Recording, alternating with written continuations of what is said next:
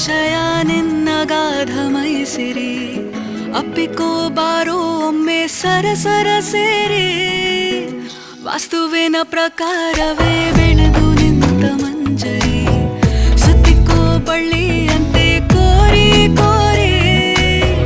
ನಡೆಸೋ ಮುತ್ತಿನ ದಾಳಿ ಎಷ್ಟ ನಂಗೆ ಹಾವಳಿ ಮುಟ್ಟಿ ನನ್ನ ಮುತ್ತಿಗೆ ಹಾಕೆಯ ಕೊಂಚವೇ ಕೈ ಜಾರಿ